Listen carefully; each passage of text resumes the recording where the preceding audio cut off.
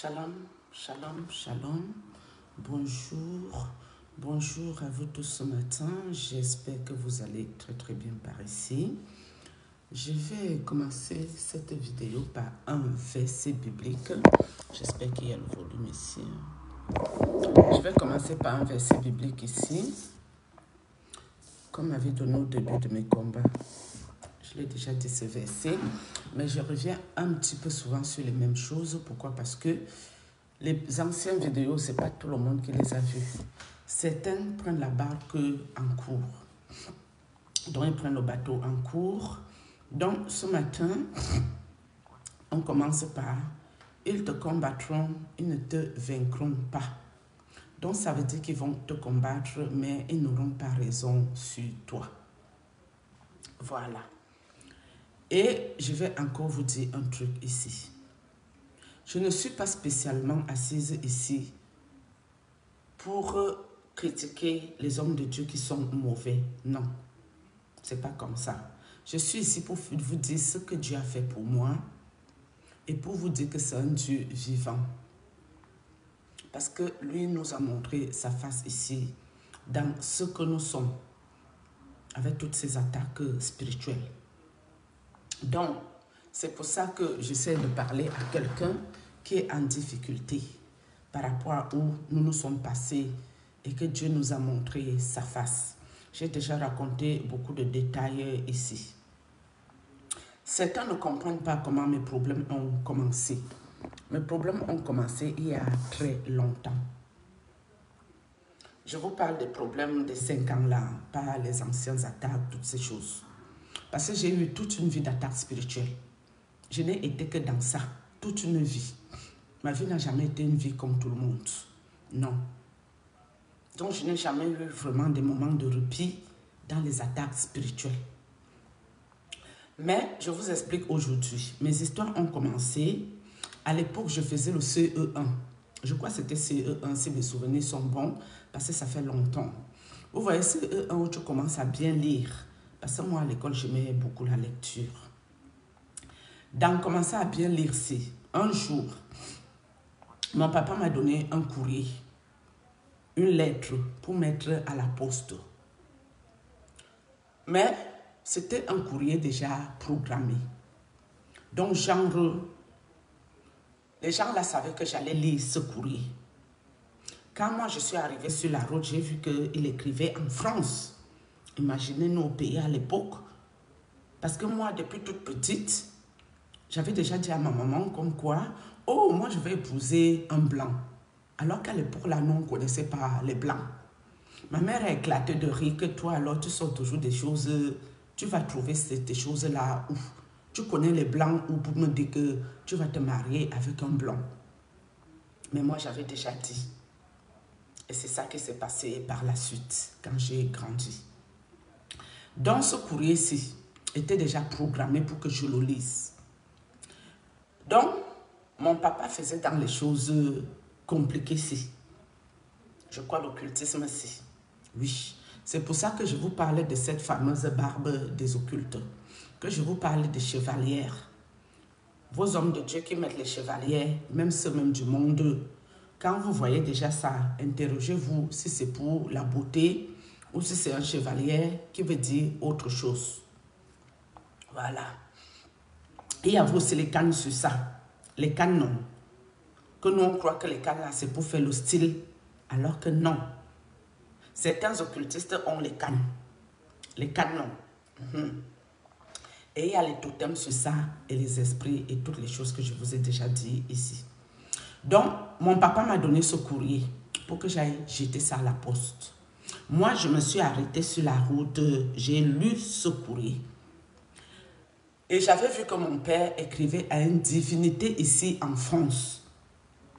Quand je suis rentrée, j'avais peur d'avoir lu ce truc. C'est là que je vois ma grande soeur qui est juste avant moi. Je lui dis que j'ai peur. Elle me dit, tu as peur de quoi? Je lui dis, non, papa m'a envoyé poster un courrier là.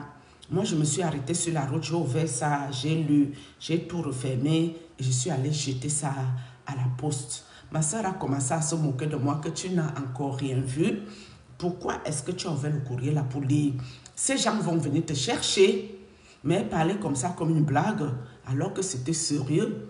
Mais le courrier avait déjà été planifié pour que je le lise. Donc maintenant, apparemment, quand ces gens-là commencent à demander ma vie à mon père refuse. C'est comme ça, ces gens-là rendent mon papa aveugle. Parce que mon papa a fait, je crois, 14 ans aveugle avant de quitter la terre ici.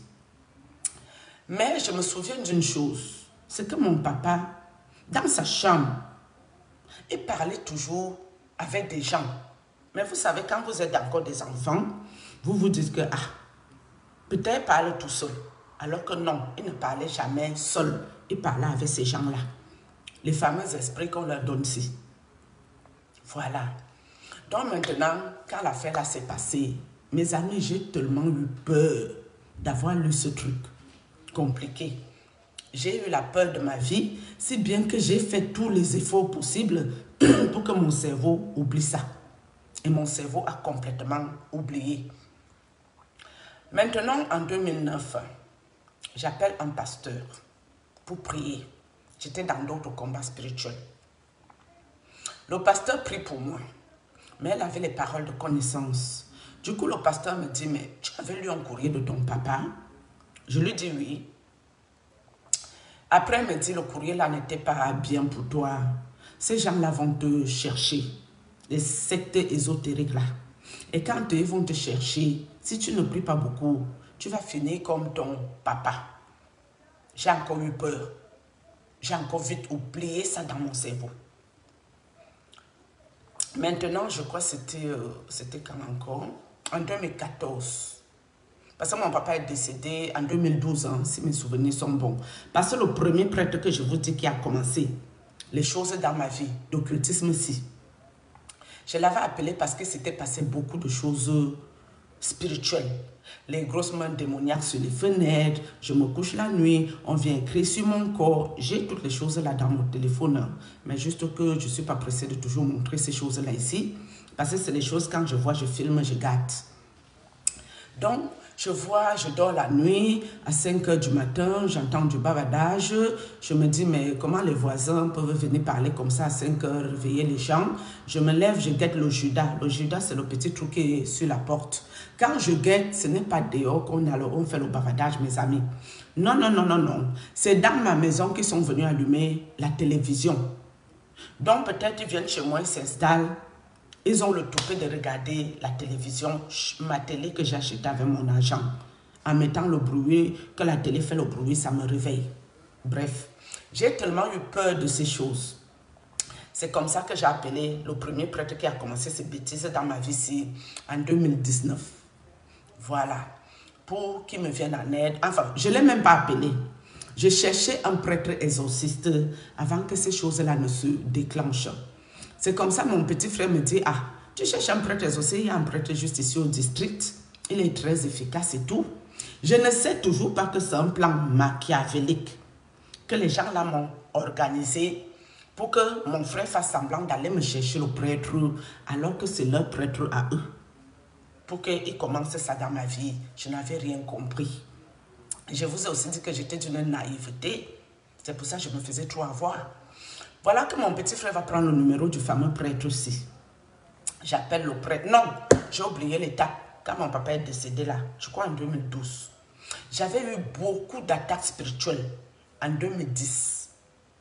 Les sérieuses attaques spirituelles. Oui, qui venaient de ma propre famille. Quand je parle de famille, ça veut dire dedans chez moi. Frères et sœurs, c'est eux qui étaient sur moi pour venir me liquider.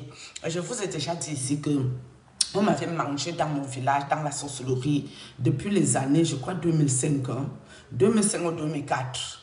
Donc, il restait juste comme on ramasse la coquille vide, on jette ça dans la tombe. Et c'est au moment qu'ils viennent me chercher alors pour me jeter dans cette tombe, c'est là que le vrai problème commence entre nous. Qui veulent prendre ma vie pour aller jeter dans leur fameuse tombe, ils n'y arrivent pas. Et ça devient un combat pas possible. Et la majorité même qui m'ont mangé, la majorité de ces gens sont déjà décédés au jour d'aujourd'hui. Donc voilà qu'en 2012, mon papa décède après ces combats que je vous raconte ici. Quand mon papa décède, tous les gens de mon village commencent à dire que moi, je suis quelle qualité de fille, je suis comment, une grande sorcière, comment j'ai pu ôter la vie de mon père, que c'est moi j'ai killé mon père, et patati et patata. Ils commencent à raconter des bêtises sur moi là-bas au village. Je suis restée ici, j'ai encore tellement eu peur. Parce que moi, je sais que je n'ai rien fait à personne. C'est eux, ils venaient m'attaquer ici. Moi, je n'ai rien demandé à personne. Ok, on ne va pas développer ce sujet, on va arrêter ça comme ça là, pour les attaques et ceux qui m'accusaient, comme quoi, moi je suis redoutable, sorcière, comment un enfant peut tuer son père, bref, on va arrêter l'histoire de là, ici. Je ne vais pas trop développer, mais j'ai tellement souffert en 2010. C'est là que je vous dis qu'en 2010, Dieu a commencé à me faire prier, alors que moi, c'est moi, je ne priais pas. J'allais à l'église, oui, mais de là à m'asseoir dans ma maison pour prier, non, je n'étais pas dans ce système-là. Mais Dieu a commencé à me faire prier, prier, prier, jusqu'à ce que je me tensionnais que, mais il me veut quoi? Pourquoi je dois toujours prier? J'en ai marre de ça. Moi, je vais aller dormir, il faut que je prie. Non, je ne suis pas d'accord. Je dis, laisse-moi tranquille. Va chercher quelqu'un d'autre pour prier. Moi, je te dois rien. Donc, je disais à Dieu que je ne lui dois rien, alors que je lui dois tout. Ça veut dire que j'étais insensée, inconsciente. Mais sauf que quand je ne priais pas, je ne dormais pas. Je peux m'énerver, je peux me coucher ici. Je vais tourner dans le lit jusqu'à 2 h du matin, le sommeil ne vient pas. Je suis obligée de me lever pour aller prier. Et seulement après prier, là, je vais trouver le sommeil. Donc Dieu me préparait dans la prière parce que ces lourds combats de ma famille m'attendaient. C'est ça que j'avais compris par la suite. Voilà qu'on a fini les combats de 2010. Quand on finit ces combats-ci, mon papa décède en 2012, il me semble. Ouais, c'est ça. Mais sauf que je crois que c'était en 2011. Parce qu'il m'avait d'abord envoyé un blanc ici. Je crois que le blanc a été franc-maçon. Le blanc a commencé à me faire chier. Il écoutait mon téléphone portable, mon téléphone fixe. Donc il avait les contacts dans les polices pour mettre mon téléphone en écoute. Mais même quand je parlais le patois, je ne sais pas qui allait traduire même le patois au blanc. Mais même ce que je parlais dans le patois, le blanc connaissait ce que j'ai dit. Je sors de chez moi, le blanc me poursuit de partout. Bref, quand l'histoire du blanc qu'ils ont envoyé pour les aider à me ôter ma vie, quand ils ont vu que ça a dépassé le blanc, il n'a pas pu le faire.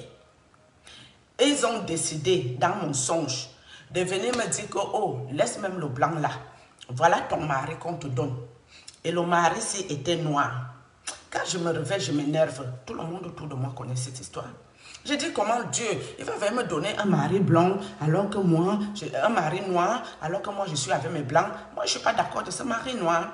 Et puis mes copines, tous les gens là me disaient que mais est-ce que si Dieu te donne quelqu'un, tu vas refuser? J'ai dit ok. Quand ce prêtre arrive dans ma vie, non, on a passé une étape. Mon papa décède en 2012 et en 2014, je parle avec mon papa quelque part où la personne tombe en transe. C'est mon père qui me parle en camerounais, en me racontant toutes les histoires qui sont arrivées, comment elle est décédée pour moi, parce qu'il voulait me protéger, et tous les gens qui lui ont fait ça, ils vont beaucoup souffrir. Il m'a dit comme quoi j'aurai beaucoup de combats spirituels, que je n'ai pas peur, il me protège. Par contre, ça là, je parle rarement de ça, parce que moi c'est Dieu qui me protège. Parce qu'on n'est pas ici pour mélanger Dieu et les gens qui sont morts et les esprits et toutes les entités et les guides. Non, je ne mélange pas, je ne fais pas l'amalgame. Mais comme je vous ai dit, je vis ma spiritualité et je sais ce que je vis dans ma spiritualité. Donc, ce qui fait que les pasteurs, les prophètes, les liseurs, les appreneurs de Bible par cœur peuvent raconter ce qu'ils veulent. Moi, je sais ce que je vis et je crois à ce que moi je vis. Je crois à ce que Dieu me montre. Moi, je ne crois pas aux autres. Voilà. Donc, en 2014, il y a eu ces histoires où je savais déjà aussi que j'allais être dans ce que je suis aujourd'hui. Mais, où il n'y a pas eu la précision, c'est que mon papa ne m'a pas dit que c'était les hommes de Dieu qui allaient m'attaquer. Donc, le côté qui m'a le plus choqué, c'est que ce soit les hommes de Dieu qui fassent ça. Mais si c'était les pauvres sorciers du quartier qui venaient m'attaquer, j'allais m'en foutre complètement. Qu'est-ce que je m'en fous des sorciers du quartier? Ils sont libres d'attaquer qui veulent. Mais quand c'est dans la maison de Dieu, c'est quand même choquant. Bref. On arrive maintenant en 2019-ci. Que mon petit frère fait semblant d'aller me chercher ce fameux prêtre. Je ne parle pas beaucoup de ce monsieur ici. Parce que c'est vrai que le prêtre congolais m'avait posé une question qui avait son sens. Quand il m'avait demandé que, est-ce que quelqu'un qui fait semblant d'être gentil avec toi, même qui fait semblant de t'aider sur quelque chose, alors que lui, il veut t'amener chez le diable là-bas. Et celui qui est violent, agressif, qui veut toujours t'amener à la même adresse chez le diable, est-ce qu'il y a quelqu'un qui est gentil dedans? Donc le prêtre congolais me disait ça pour que j'arrête de trouver des excuses au premier prêtre qui a commencé ces histoires ici. Parce que c'est le premier prêtre qui a ouvert la porte aux esprits des eaux ici. C'est lui qui a ouvert la porte au mari de nuit. Mari-esprit. Ça, peut-être on va développer ça après. Je commence d'abord la vraie histoire. Quand ce prêtre arrive, alors qu'ils ont déjà fait leur petit plan machiavélique la nuit dans leur monde des ténèbres pour me ramener ce faux type. Ce faux type arrive, mais le monsieur là n'était quand même pas pressé de me faire du mal. Pour dire la vérité, le premier prêtre là, non. Parce que les histoires que je vous raconte ici, mes amis, ma maman est morte dans les histoires-ci. C'est les trucs qui me pèsent pour parler ça en public. Ma maman est décédée dans ce que je suis ici. Quand le prêtre est venu faire son scénario, c'est là que ma maman est décédée. Et comme si ce n'était pas suffisant, quand ma maman décède ici, beaucoup de gens de mon village sont décédés aussi. Et il y a un petit là, avec qui je parlais, qui a voulu jouer, mais il n'était pas très fort spirituellement. Le petit là a cassé sa pipe dans ce que nous sommes. Il est aussi décédé. Comme si ce n'était pas aussi suffisant dans ce même scénario, la maman du prêtre est décédée. Comme le prêtre n'arrivait pas à ramener ma vie là-bas chez le diable, ils ont pris sa propre mère. Donc, je ne vous raconte pas les histoires dormies du quartier ici. Hein. Je vous raconte un combat spirituel très, très rude. Et nous ne sommes pas encore tirés d'affaire ici. Il y aura encore d'autres qui vont tomber. Si on ne me laisse pas tranquille. Oui. Ils vont encore tomber hein, comme des mouches. Quand le premier prêtre s'y arrive, octobre 2019, on finit de parler ce qu'on avait à parler. Mes amis, je n'ai jamais eu de travail spirituel gratuit. J'ai payé tous mes services. Parce que moi, je n'aime pas qu'on me rende service gratuit. Ça peut me caler au cou. Il y a un proverbe chez nous qui dit que le njor cale au cou. C'est pour ça mes services, moi, je paye. J'ai tout payé à des fortes sommes. Il n'y a jamais eu un service gratuitement là-dedans. Maintenant, où je vous dis aussi que n'acceptez jamais qu'un occultiste prie pour vous ou qui travaille pour vous. Il va vous résoudre un problème, 2 problèmes, 3 problèmes. Mais toute votre vie va être bloquée. Ou toute votre vie va prendre une déchéance pas possible. Certes, le premier prêtre m'a aidé sur 2, 3 trucs. Mais regardez dans quoi je suis aujourd'hui. J'aurais jamais dû accepter son aide. Et pourtant, l'aide, si j'ai payé avec mon argent. Donc, imaginez-vous qui partez, on vous aide gratuitement. On prend quoi sur vous? On détruit quel domaine de votre vie? Après, la fausse aide là. C'est de ça que je vous parle ici. Oui, c'est ça que Dieu veut que je vous parle. Et je vous dis ici, tout le monde qui va s'attaquer à moi. Alors que je dis la vérité de ce que j'ai vécu, ce que Dieu a fait pour moi, je vais aider quelqu'un à prier seulement Dieu par lui-même pour que Dieu lui montre sa face. Et quelqu'un va s'hasarder à venir s'attaquer à moi, la personne va écoper. Eh oui, ça c'est clair. Donc maintenant, quand ce faux type arrive, le premier prêtre ici, ceux qui disent que je suis allé à l'église séduire les prêtres. Mais mes amis, vous êtes complètement malades. Quand vous regardez bien ma tête, moi je ressemble à quelqu'un qui va aller séduire les prêtres. Le prêtre est arrivé si j'étais en couple. Hein. Je vous ai dit couple depuis 1er janvier 2013. Ça encore c'est une autre histoire. Je vous dis que toute ma vie c'est une partie de combat spirituel. Quand Dieu m'envoie quelque part, il y a une mission à faire là-bas. Quand il finit de m'utiliser là-bas, pour montrer que c'est lui le patron, c'est lui le chef, c'est lui l'esprit au-dessus de tout esprit. Quand j'ai fini là-bas, il me prend et me dépose encore chez moi ici, au calme.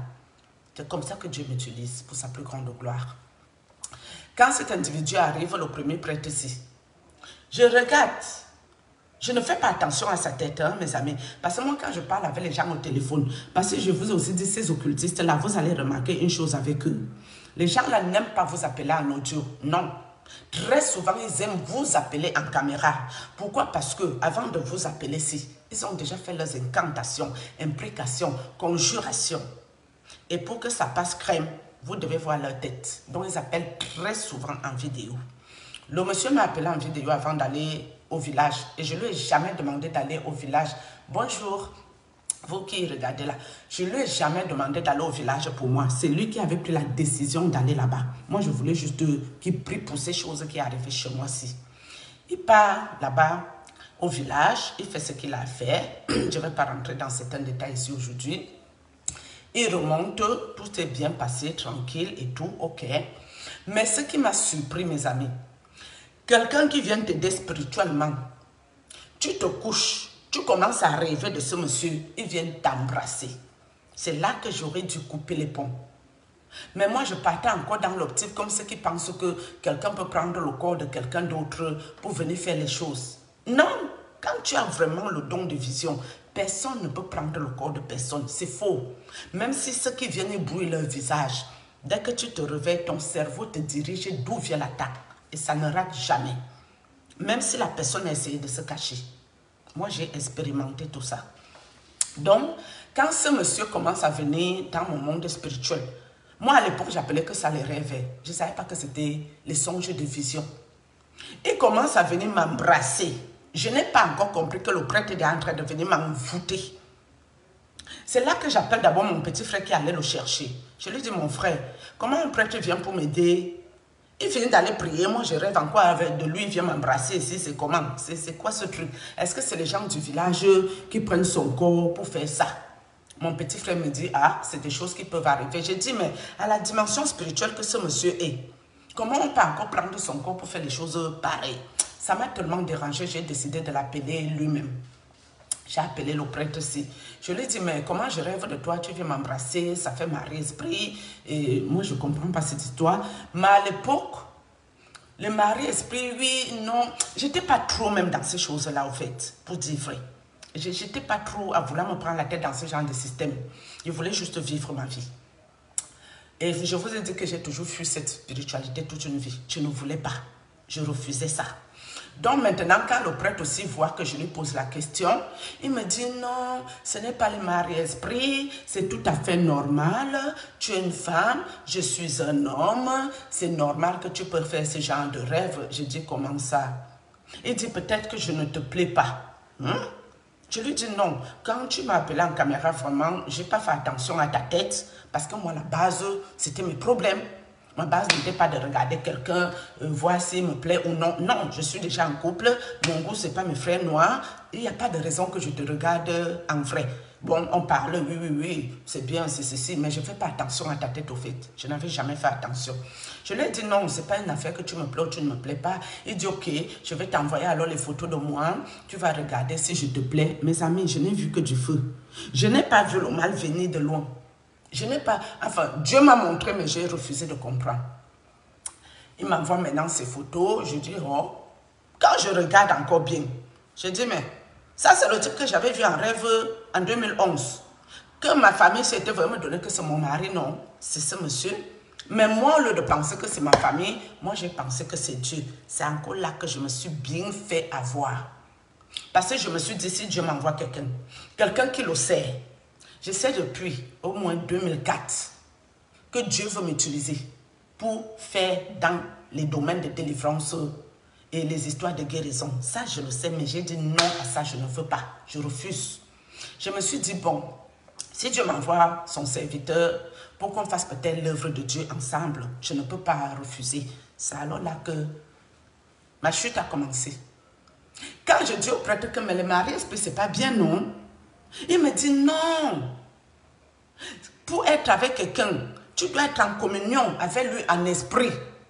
Oh non, il m'a complètement eu. J'ai cru à ça. Après maintenant, il me dit encore que, oh tu sais, toutes les familles, ils aiment que leur fille soit avec un prêtre. Je lui dis, mais les prêtres ont choisi le vœu de célibat et le vœu de chasteté, si. Mais comment les familles vont aimer que leur fille soit encore avec l'homme de Dieu qui est censé être chaste aussi? Il me dit non, tu sais, si toi et moi on est ensemble, on va faire le mariage coutumier, on ne va pas faire dans les fornications. J'ai dit ah, Si Dieu m'envoie son homme, en plus il veut construire un temple spirituel. Mais moi quand je vais à l'église ici, moi je ne sais pas qui a construit. Je m'assois là-bas, je prie, ça me fait du bien. Si lui il veut construire le temple ici et que je peux l'aider dans ça, pourquoi pas? Tout ce que Dieu fait est bon. C'est comme ça que le monsieur s'est commencé ses affaires avec moi. Toutes les nuits que Dieu a fait, le monsieur s'est venu me visiter, mes amis. Toutes les nuits, je vous dis. Soit il vient, il s'assoit sur le lit, on discute. Je peux mettre ma tête sur son dos, on ne fait que discuter. Soit il vient la nuit, on va se promener dans ma ville. Donc pour vous dire qu'il y avait la vraie vie où nous sommes ici, que je vous parle en caméra ici. Quand la nuit commençait ici, il y avait encore une autre fille qui commençait par là. Donc genre, les histoires qu'il y a à la distance ici, il fallait qu'il vienne la nuit me voir. Mais lui, très souvent, quand il venait me voir, soit on discutait dans le lit là en rigolant, soit on partait faire un tour dans ma ville ici. La nuit, je vous parle ici, en couple. C'est comme ça qu'il m'a embobiné dans les jours de la sorcellerie là. Des fois, quand j'étais en colère contre ce prêtre, que je voyais qu'il m'escroquait mon argent en fait. Et ça commençait à me prendre la tête que mais c'est quoi ces manières? Moi, j'ai une belle fille comme moi. Je suis désolée hein, pour ceux qui vont voir que je ne suis pas humble ici, mais c'est quand même la vérité. J'ai dit une belle fille comme moi. Depuis quand moi, je vais prendre mon argent, commencer à aller donner à un homme, entretenir un homme et toutes ces conneries-là, ça me prenait la tête au fait. Mais mes amis, quand j'ai ouvert les yeux, j'étais déjà embobinée. J'étais déjà envoûtée, un envoûtement extrême. Voilà. Dans l'envoûtement, si je n'envoie pas l'argent au prêtre-ci, il ne répond même plus au téléphone. Mais lui, je ne veux pas trop détailler ses affaires ici. Quand cet individu arrive pour commencer son scénario, il n'est pas quand même pressé de me faire du mal parce qu'il trouve que je suis quelqu'un qui a trop bon cœur. Il ne comprend même pas pourquoi ma famille l'a envoyé ici pour me faire du mal. Donc le monsieur, lui, s'est seulement assis pour manger son argent. L'argent qu'il faisait auxiliaire de vie. Qu'elle partait, moi, m'occuper les vieux aussi. Pour laver les vieux, ce n'est pas facile, mes amis. Pour s'occuper les vieux, ce n'est pas chose facile. Tu gagnes l'argent là à la sueur de ton front. Oui, c'est pas évident. Maintenant, on va laisser le premier prêtre, non. On ne va pas trop développer son affaire. Mais tout ce que je vous dis, il a fini son scénario dans mon village. Dans son cinéma, ma maman est décédée. Dans son même cinéma, sa propre mère est décédée. Dans le même cinéma, les gens de mon village sont décédés. Dans le même scénario, un petit là, que je parle avec lui au téléphone, il prend le numéro en esprit, il met son frère pour venir nous écouter. Il a un peu joué, le petit, mais il a joué mal. Le petit là est décédé, il a cassé sa pipe.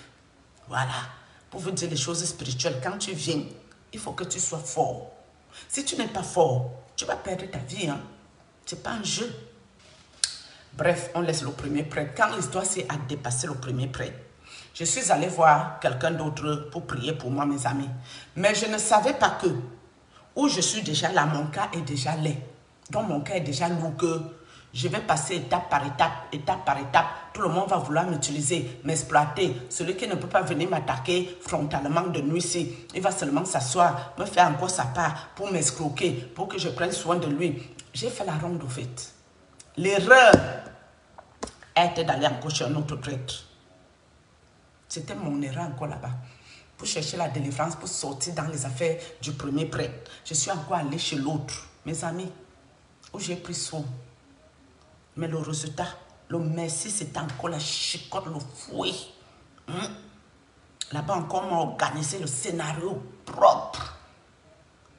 Quand je suis rentrée de là, j'avais le coronavirus qui avait voulu me ôter ma vie en 2020, les premiers cas de coronavirus. Au mois de mars, qu'on nous a confinés là, j'étais parmi les premiers cas.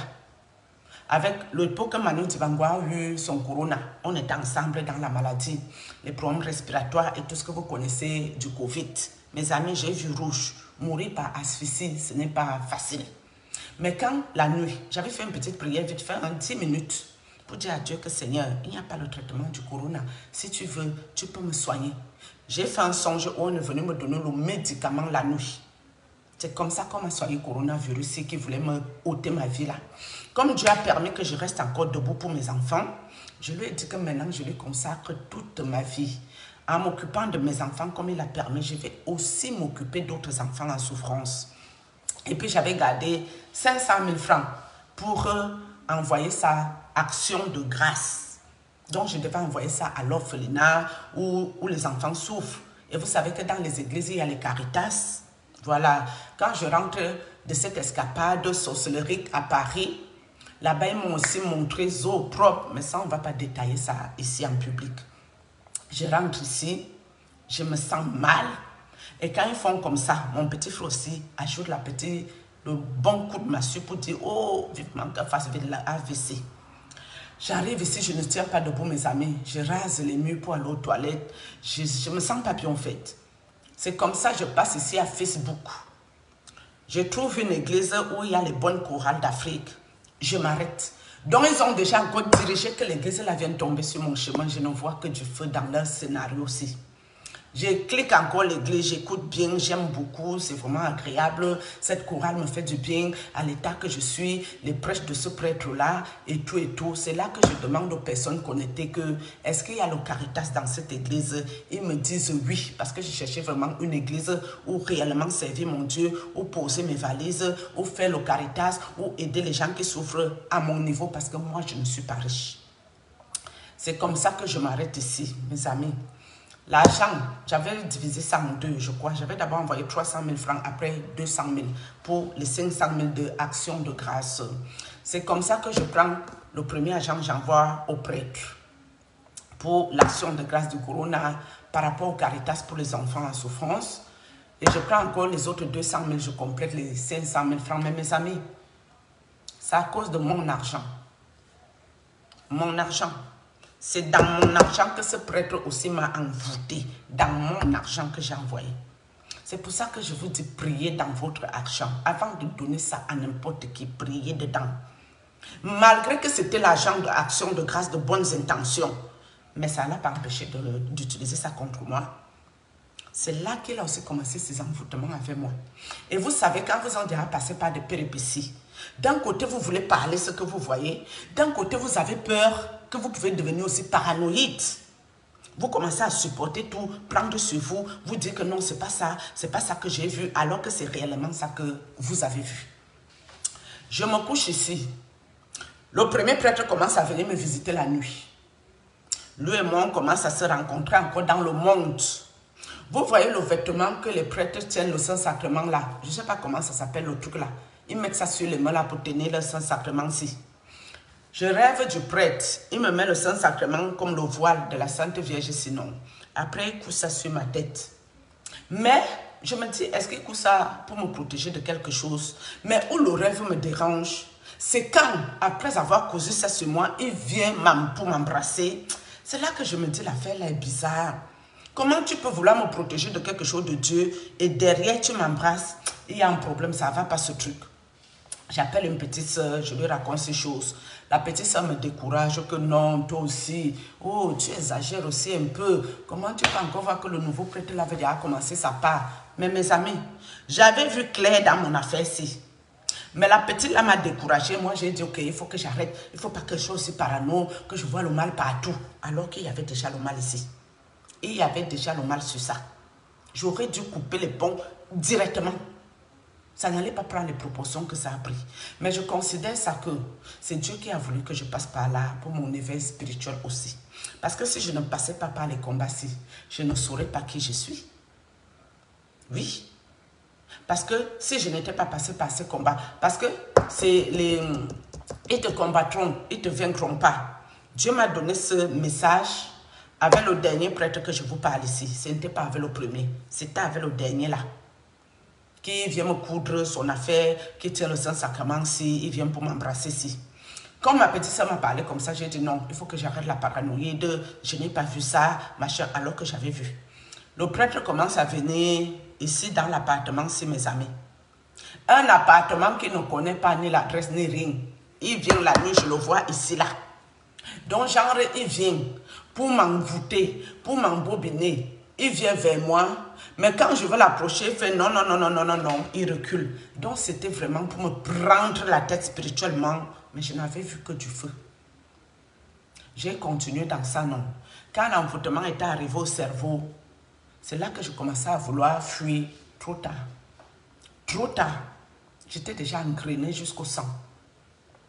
J'ai même parlé à ces fameux prêtres que mes amis, si mon père a fait les choses avec vous, mon père est couché au village, hein, allez le chercher. Moi, je n'entrerai pas dans vos conneries, vos caca que vous faites. Je n'ai pas un cœur méchant. Je ne peux pas servir les sectes ésotériques, les sectes occultes.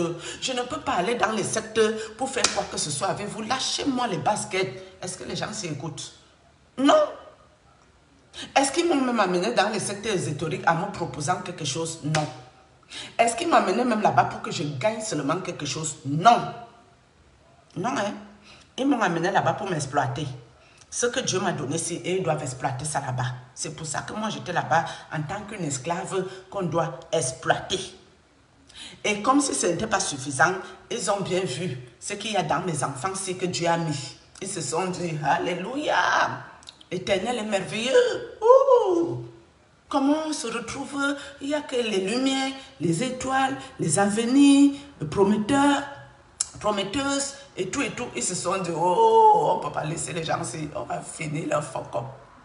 Les prêtres, s'ils ne m'amènent pas dans les conneries pour me faire du bien, non! Ce qui les intéresse le plus, c'est mes enfants, si mes amis.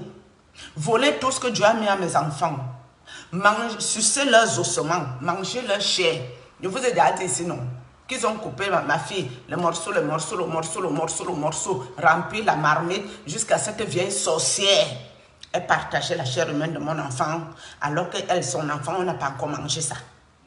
C'est son enfant qui donnait les bouquets de fleurs quand leur papa venait à l'église là-bas.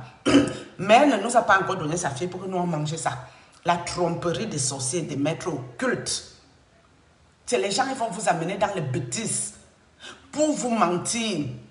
Et quand vous allez perdre vos enfants là-bas, ils vont encore dire que c'est vous la sorcière qui avez donné vos enfants, alors qu'ils savent que vous n'avez rien donné à personne. Ils ne vous ont même pas demandé. Quand je vous parle qu'ils venaient m'initier dans leur caca là, vous croyez qu'ils m'ont demandé? Parce que s'ils me demandaient mon avis ou ce que j'en pense, je leur aurais dit non tout de suite. Non, que je ne suis pas intéressée par ces choses-là. Mais elles passent par la ruse. Et si Dieu n'avait pas vu que je connaissais rien, que j'étais allée pour faire le Caritas, mais j'aurais perdu mes enfants, j'aurais perdu ma vie dans ces bêtises-là. Ces gens-là, ils ne viennent pas vers moi pour mes beaux yeux ou parce qu'ils trouvent que je suis une sorcière qui peut les accompagner dans leurs bêtises. Non. Ils viennent vers moi pour prendre mes enfants-ci, pour prendre, m'exploiter. C'est tout ce qu'ils viennent chercher ici. Donc, pour vous dire que les gens-ci, dans votre corps, ils vous mettent d'abord la peur. C'est pour ça l'esprit de peur, il faut combattre ça. Refusez l'esprit de la peur. Refusez, rejeter. Dis non à ça. Parce que quand tu as déjà la peur dans ton corps, c'est à cause de la peur que je me suis fait trimballer à gauche, à droite chez les mêmes gens-ci. La peur qu'ils ont mis en moi d'abord. La peur de perdre mes enfants, la peur moi-même de partir et ne plus être là pour m'occuper de mes enfants. C'est cette peur-là qui a fait que je me retrouve dans tous les embobinages que j'étais ici. Mais ce que je trouve quand même extraordinaire, mes amis, il faut aussi éviter les impositions de main. La vidéo là va être un peu longue, mais tout ce que je dis là est très important. Les impositions des mains, c'est quelque chose. Ne donnez pas votre dette à n'importe qui. Non, parce que moi déjà à la base, je n'aime pas qu'on me pose les mains. Moi, je n'aime pas ça. Encore moins, un homme de Dieu qui va prendre ses sales mains, poser ça sur moi, la tête de mes enfants. Ça, c'est une mission presque impossible. C'est dans la peur que je vous dis ici. Et encore, si même le prêtre qui nous a imposé les mains m'avait demandé quelque chose, je lui aurais dit non, il ne faut pas imposer les mains sur les enfants. Même sur moi, même tu peux. Mais les enfants, là, non, ne fais pas ça. Il ne m'a rien demandé. On est arrivé chez le fameux prêtre congolais-ci. Et pourtant, Dieu m'avait montré toute la nuit que ce n'était pas bon. Hein? Moi, je me suis réveillée, j'ai prié que, oh Seigneur, si ce n'est pas bon, qu'on n'arrive pas là-bas, patati, patata, patata. Le monsieur là nous a fait poireauter dehors plus d'une heure dans le froid. Au moment où moi je lui laisse le message que c'est pas grave, comme il est occupé, nous on rentre, on reviendra une autre fois. C'est là que le monsieur sort vite en courant. Il vient nous rattraper, il nous récupère pour aller nous finir dans son temple occulte. Venez nous imposer les mains, mes amis. Il m'a imposé les mains, ce prêtre congolais. Il m'a mis l'huile, ou c'est l'huile d'onction, ou c'est l'huile de faveur. Je ne sais pas c'est quoi ces huiles-là, maman. Moi, je ne connais pas ces choses. Le monsieur m'a mis l'huile au niveau des yeux, mes amis. L'huile a failli me percer les yeux. La paupière là, non. Ça a failli me percer les yeux. L'huile là m'a piqué, je n'ai rien compris. Ça m'a piqué. Je croyais qu'il me mettait l'huile pour m'aider pour quelque chose. Non, non, non, non, non. Il mettait l'huile pour fermer la vision de Dieu. Mes amis, quand Dieu te donne quelque chose, est-ce que quelqu'un peut fermer ça? Les occultistes, même les sorciers sont bêtes comment? C'est les gens bêtes, hein? Même quand ils sont les grands maîtres, il y a toute la bêteté chez eux. Bêtes. Donc l'huile, c'est pour nous fermer les yeux. Qu'on ne doit plus voir les visions. Ma bouche, la croix de ça, c'est pour me fermer ma bouche parce que pour eux, là, dans leur monde, ils ont déjà parlé que ma bouche est bavarde, tout ce que je vois ici. Donc, on ferme la vision en haut, on ferme la bouche qui bavarde ici. Et soi-disant, ils ferment aussi le cerveau ou c'est le cœur par rapport au premier prêtre. Oh Dieu, Jésus. Il a pris ce salme, il a posé sur la tête de mes enfants, mes amis. N'acceptez pas que quelqu'un impose les mains à vos enfants. Vous êtes les dieux de vos enfants sur la terre et notre Dieu, notre Papa au ciel. C'est vous-même qui devez imposer les mains à vos enfants. Parce que c'est vous qui les connaissez bien, c'est vous qui les avez faits. C'était la première fois qu'un individu imposait les mains à mes enfants. Mais les occultistes étaient ceux qui m'ont eu. Pourquoi? Parce que ceux qui n'ont pas la possibilité de nous voir en vrai, physiquement, ils sont seulement obligés de se débrouiller spirituellement. Mais celui-là, ils étaient sûrs que comme lui va nous voir là, il va pouvoir tout nous voler et partir avec. Mes amis. Est-ce que quelque chose que Dieu t'a donné, quelqu'un peut voler ça? Même si la personne prend ça pour un temps, ça ne va pas durer son affaire. Le monsieur là m'a fermé la vision, hein, en vrai. Ah oui, il a fermé ça. Je crois qu'il avait fermé ça 5 jours. 5. Tout ce que je voyais, les rêves s'effaçaient. 5e jour, ma vision est revenue. 5e jour, ma bouche est encore ouverte. Donc la bouche que lui avait fermée, l'huile d'onction qui m'a brûlé ici. Rien n'a marché. Rien n'a marché. C'est là que je vous dis qu'il nous a fait le cinéma, si, soi-disant pour nous imposer les mains, pour nous aider, alors qu'il était là pour aider ces maîtres occultes qui n'ont pas pu nous voler, voir physiquement, pour lui venir voler physiquement et partir avec eux pour qu'ils se partagent le dû. Donc pour vous dire, quand il est venu faire ses caca, c'est là que je vous parle du serpent cobra qui est venu entrer en moi. Et le prêtre là même congolais est devenu le mari-esprit. Parce que quand je vous parlais de mari-esprit, c'est les esprits humains. Ce n'est pas les esprits de sirènes des eaux. Esprits humains. Ce fameux prêtre aussi qui nous a imposé les mains-ci. Donc pendant que nous on rentrait de chez lui là, lui il a clairement pris son esprit, il a mis ça derrière nous. Quand nous sommes arrivés ici, son esprit a pris position au niveau de la porte d'entrée. Et l'esprit de mon prêtre-ci, qui était à l'entrée, comme il est plus puissant de lui, plus gradé dans le secte ésotérique, il a ramassé son confrère, son collègue occulte, il a déposé ça ici au salon. Mes amis, le prêtre là nous a aidé en quoi faisant? Il nous a empiré notre situation. Oui, oui, oui, oui. Parce que tu ne peux pas dire que tu vas nous aider. Dans aide, on avait l'esprit du prêtre, les esprits de sirènes des eaux des prêtres, les esprits de démons du prêtre-ci et tout et tout. Mais lui, en disant qu'il nous aide, il prend aussi sa part d'esprit, il met dedans. Mais sauf que quand ces esprits même sont arrivés, c'est mes amis, je savais. Moi, je savais. Quand les esprits là sont là, je sais. Ne me demandez pas comment je sais, mais je sais. Je sais que là, ça a cuit. Je vous dis que je mettais la musique de... Elle s'appelle Lor quoi? Lombongo, quelque chose. Une femme congolaise qui chante là. Dès que je mets le AirPod pour écouter, dès que je dis « Le Seigneur est ici », l'esprit me répond dans le AirPod que « Oui, je suis vraiment là ». Dès que je chante encore un passage, je dis « Oui, qu'est-ce que tu veux que je fasse pour toi ?» L'esprit du prêtre congolais, quand moi je chante la louange, c'est lui, il est dans le AirPod pour me parler, donc l'esprit rentre en communication avec moi dans une louange que j'écoute. C'est là que j'ai commencé à me tensionner, m'énerver encore que punaise. Je suis même dans quel mauvais scénario comme ça, Seigneur Jésus. C'est là que j'ai commencé à lui dire, le feu sur toi, je t'envoie le feu du Saint-Esprit. Je ne t'ai rien demandé. Tu n'es pas le Seigneur. Le Seigneur n'entre pas dans le airport. Pour une louange que j'écoute, c'est le Seigneur qui va entrer dans la louange ici pour venir parler avec une voix audible. J'ai dit, le Seigneur n'agit pas comme ça. Lâche-moi les baskets, le feu sur toi. Prends tes esprits, tes démons, tu fous le camp. Je n'ai pas besoin de ça. Tu as dit que tu allais nous aider. C'était pour encore faire ce que tu fais là. Tu es pire que le prêtre au fait. Tu es pire. Bon, il n'y a pas pire et moins pire là-dedans. Hein. Les occultistes, c'est les mêmes gens. Hommes de Dieu, les occultistes du monde, les occultistes qui sont, les marabouts qui sont entrés dans l'occultisme, c'est pareil au même. Même vos soeurs dans vos maisons qui sont déjà entrées dans l'occultisme, c'est les mêmes gens. Par exemple, l'histoire de crachassi. Un occultiste prêtre va venir cracher sur toi. Un occultiste comme l'autre individu là que je vous ai parlé ici, qui venait cracher sur moi là, va cracher sur toi pour te détruire. Un occultiste qui fait marabout va cracher sur toi. Parce que je vous ai dit que ma propre soeur qui est avec là, quand tu croises son chemin, tu dois d'abord te couvrir du sang de Jésus, du feu du Saint-Esprit, que si elle vient mettre ses crachats d'occultisme sur toi, qu'il y ait le retour à l'envoyeur, parce qu'elle aussi, elle a l'air de cracher sur les gens, mais physiquement, elle ne vient même pas spirituellement. Bref.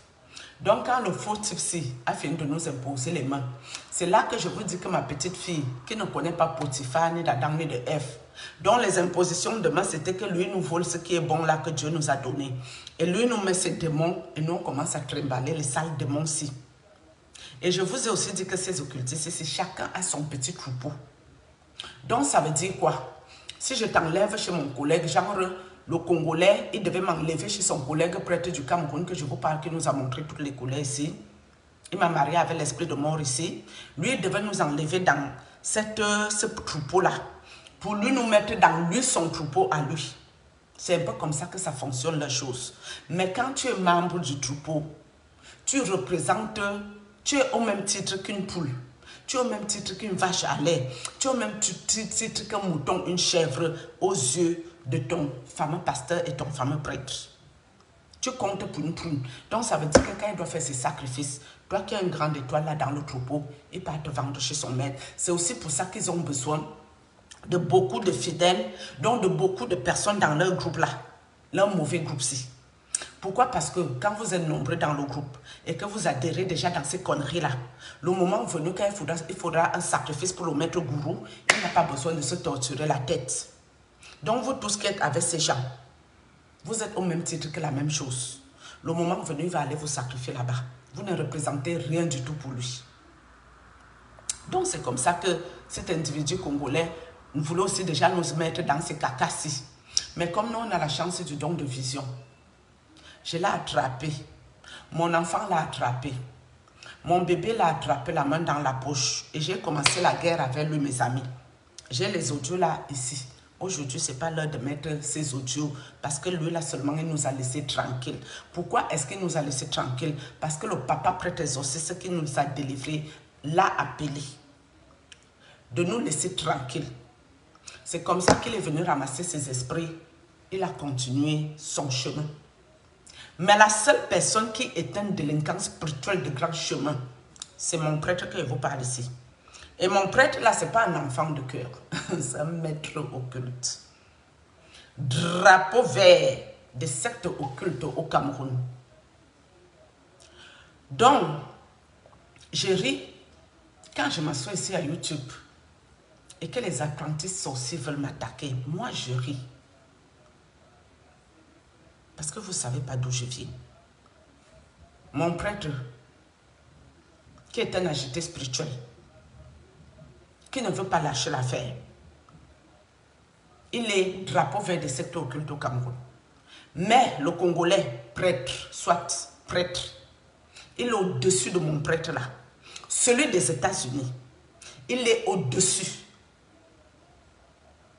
C'est un peu le grade que je vous donne là. Pourquoi je vous parle des maîtres là? Parce que c'est eux qui sont au diapason.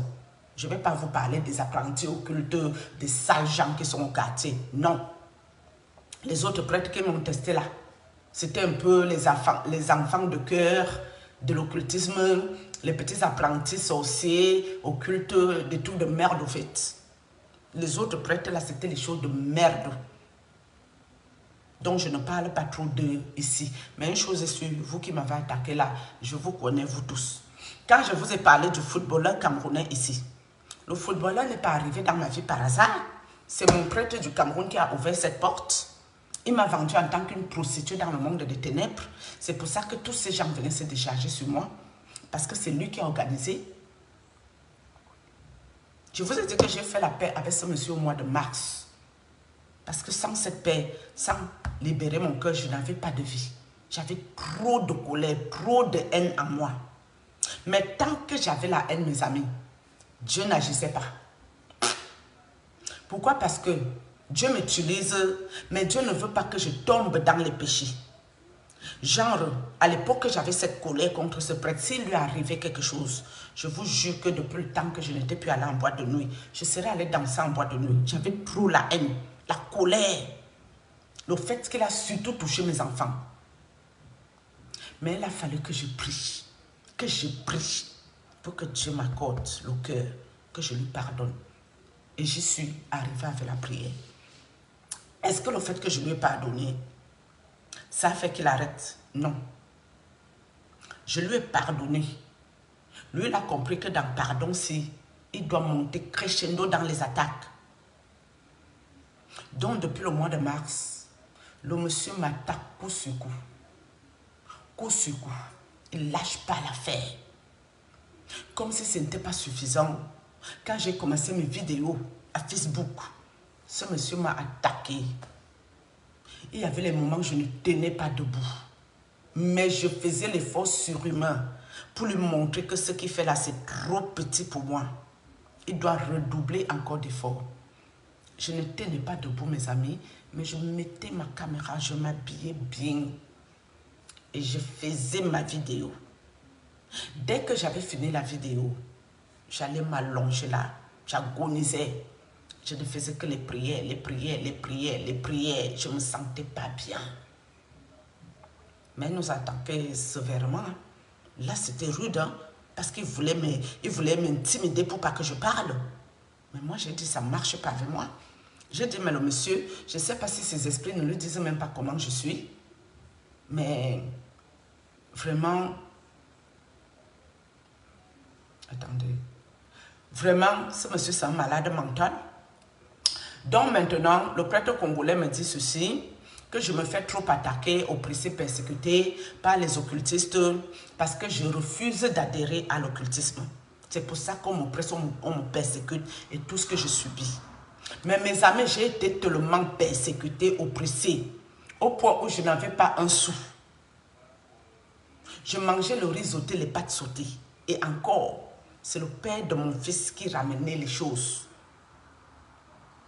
Malgré toutes ces souffrances que vous entendez ici, je leur ai dit non, c'est non. J'ai dit c'est Dieu qui va décider de notre sort. Si Dieu a décidé que moi là, je dois perdre ma vie dans ce que je suis. Je dois perdre même mes enfants. Si c'est la décision du Seigneur, j'accepte cette décision. Et c'est dans ça que je suis. Que j'ai dit moi là seulement. Jamais. De toutes les façons, si j'adhère, j'aurai que les malheurs là-bas. Puisqu'ils sont là pour voler tout dans moi, voler tout sur mes enfants. Même si j'adhère à leurs histoires, ça va changer quoi ma vie? Rien du tout. Même si je n'adhère pas, ils vont toujours me persécuter. Donc, vaut mieux ils me persécutent. Moi, je ne vais jamais adhérer à ces choses-là. Je dis bien jamais au grand jamais. Jamais de la vie.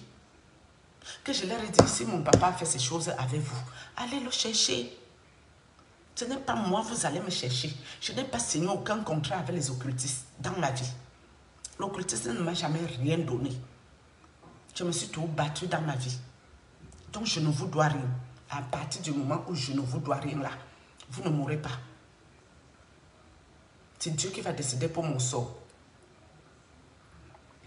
Donc maintenant, il y a les gens qu'on va te persécuter. Après, tu vas lâcher prise. Tu vas aller adhérer dans les pètes-pètes, les conneries et les bêtises.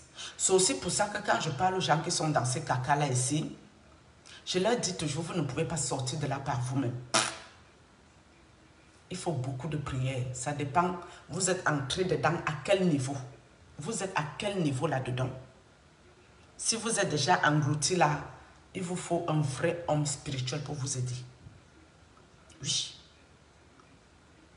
Un vrai homme spirituel qui est au-dessus de ces gens qui vous ont mis dans ces conneries-là.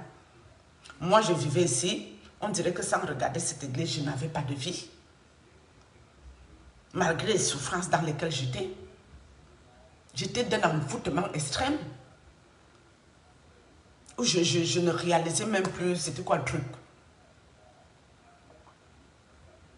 À peine mon enfant me donnait de l'argent. Mon enfant avait eu une bourse. Elle m'a donné de l'argent. En CFA, c'était 500 000 francs. Elle m'a dit, maman, achète-toi un souvenir. Je te donne cet argent. Imaginez, l'enfant a eu la bourse, 1180 euros. Dans 1180 euros, elle me donne plus de 800 euros dans son argent. D'acheter un souvenir pour garder pour elle. J'aurais pu même prendre une chaîne en or, quelque chose qui se conserve. J'ai ramassé l'argent de mon enfant en cachette. Il y avait déjà eu les histoires du scandale. Le monsieur, le prêtre avait déjà pris du renfort pour me finir. Il avait les renforts. J'ai encore ramassé mon argent. J'ai tout envoyé. L'argent de mon enfant. Et c'est cet enfant, quand ils ont vu que j'ai été délivrée par le papa prêtre blanc, c'est cet enfant qu'ils ont décidé de me remplacer en mettant mon enfant pour ôter sa vie. C'est cet enfant qui ramassait dans ma maison et jetait mon enfant au sol. Donc, monsieur le prêtre, je vais peut-être clôturer ici avec toi. Je continuerai cette histoire une autre fois parce que j'ai passé certaines étapes là-dedans et ça va être un peu trop long. Donc, du coup, monsieur le prêtre, sache que tout ce que tu fais, je suis au courant. Peut-être comme des fois, je m'assois ici et te montre mes dents là. Tu crois que j'ai perdu le nom ou je ne sais pas ce que tu fais. Mon nom que tu traînes encore dans tes choses que tu fais. Tes incantations, tes imprécations, tes conjurations. Je suis au courant.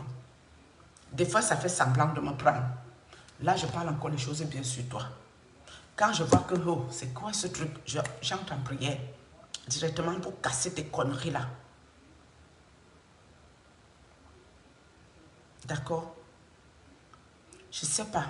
Je sais que ce que tu as vu à moi est très grand. Je sais que tu sais que si tu ramènes ma vie chez ton maître gourou, tu vas devenir non-ça apostolique, tu vas devenir évêque, tu vas devenir archevêque. Au nom puissant de Jésus, tu n'auras rien de moi. Tout ce que tu as eu, c'est ce que je t'ai donné, de bon cœur, malgré que tu as bloqué toute ma vie, malgré que tu m'as mis plus bas que terre, malgré que tu as voulu finir avec mes enfants, je t'ai pardonné, mais tu ne veux pas lâcher l'affaire. Tu ne laisses pas. Hein? Je dis bien tout ce que tu fais. Je suis au courant. Mais je ne parle pas de ça n'importe comment ici. Mais je suis au courant de ce que tu fais de mon nom. Et je ne peux plus te dire d'arrêter quelque chose. Un seul mot. Continue. C'est la fin qui justifie les moyens. Tu ne veux pas te repentir.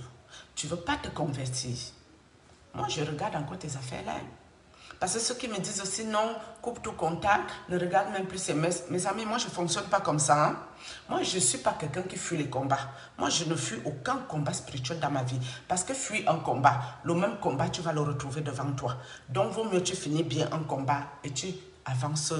Si Dieu a encore des combats pour toi, où tu dois passer par là, où tu dois aller pour lui, tu iras dans ces autres combats. Mais le combat actuel, tu dois le finir complètement. Et quand un combat est fini, ça veut dire que ton adversaire et toi, vous vous regardez dans les yeux, vous vous saluez, vous vous respectez et chacun se met à sa place. Pour moi, c'est ça la fin d'un vrai combat spirituel. Mais si tu fuis, on n'est plus dans le combat spirituel, on est dans la fuite. Donc, il faudra que moi je m'assoie, je regarde les messes là, très bien. Je vois que le prêtre a décidé de changer. Je vois qu'il y a un quelconque semblant de se repentir, se convertir dedans. Je vois que quand moi-même je le regarde, ça ne me fait ni chaud ni froid. Je vois que tout est réglé, tout est fait, tout est bien. Tout le monde est content. Est-ce que pour l'instant, le prêtre a l'intention de se convertir, se repentir? Je vous dis tout de suite ici, non. Même les pasteurs que je parle ici, ces pasteurs ne me connaissent pas physiquement. Qui les a ramenés dans ma vie? Mon prêtre.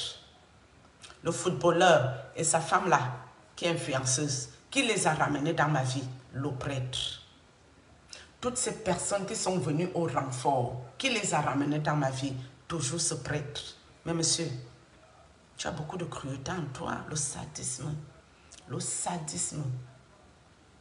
Et ce que j'ai remarqué, le prêtre est possédé, mes amis. Le prêtre, s'il est possédé, je préfère vous dire la vérité en même temps. Il est possédé pourquoi? Parce que s'il te ôte ta vie, tu es mort gratuit. Dans sa tête, ce n'est pas lui qui a ôté sa vie. C'est les démons, c'est le mauvais esprit, c'est le diable. C'est comme ça que son cerveau fonctionne. Donc, il se comporte comme s'il y a un boulon qui coince, qui ne va pas bien. Mais moi, je suppose que c'est où il est allé chercher ces histoires-ci. C'est là-bas qu'on l'a rendu comme ça. Comme ça, si vous mourrez gratuitement dans son église, lui, il continue sa route. Pour lui, dans sa tête, il n'est pas la cause de votre décès. Alors que c'est lui qui vous a ôté la vie. Hein. Mais sa tête lui dit non, ce n'est pas lui. Il ne connaît rien. Pour lui, dans sa tête, c'est le diable qui vous a fait le coup. Donc, même si moi, je perdais ma vie là-bas, c'était gratuit. Si je perdais mes enfants, c'était gratuit. Quelqu'un que vous voyez qui m'envoie les stagnations, les araignées, les toiles d'araignée maléfiques pour me stagner avec mes enfants, pour que notre vie soit bloquée. Et quand ces choses même ne marchent pas comme il a prévu, il vient me forcer que je dois accepter que ma vie est en stagnation pour que lui soit content qu'il m'a eu. Est-ce que le type là est normal? Non, sincèrement, de vous à moi, est-ce que le monsieur là va bien? À quel moment tu m'as envoyé ta stagnation? Moi, je dis que l'affaire là ne marche pas. Il faut encore redoubler d'efforts un peu. L'autre, si seulement non. Mais tu te forces à on appelle ça comment? À te convaincre dans ton cerveau de sadisme que ta stagnation marche dans ma vie. À quel moment? Donc, ça veut dire que le monsieur, il aime tellement voir les gens souffrir. Il veut tellement voir les gens mal. Que même quand toi, tu lui dis, moi, je n'ai pas un problème. Lui, il veut se convaincre quand même que tu as un problème. Mais où va le monde? C'est pour ça que j'avais parlé à ces évêques, ces archevêques, de prier pour lui, pour le délivrer. Il y a un gros problème, ça ne va pas ce truc. Pourquoi je parle un peu de ce virement de ce monsieur ici ce matin, ce prêtre? Parce que monsieur, cette nuit, tu m'as encore embobiné dans tes conneries, non? Cette nuit-là, tu as fait le coup. Tu ne veux pas arrêter, hein? Ok, oh. C'est la fin qui justifie les moyens. Je vais clôturer en te disant shalom à toi. Et c'est la fin qui justifie les moyens. Nous sommes d'accord ici. Et je t'ai déjà prévenu d'arrêter. Parce que quand je parle de toi ici, j'évite de parler de certaines choses qui te concernent. Et tu sais comment moi, mon cerveau fait, non? Quand ça disjoncte là, tout va sortir. Et je m'en fous, hein. Tant pis pour les dégâts. Je rentrerai dans les choses en profondeur ici, en public. Hein, et moi, j'en ai rien à cirer. Le reste ne m'engage en rien. Donc maintenant, on va avancer. Salut, au revoir, bonne journée.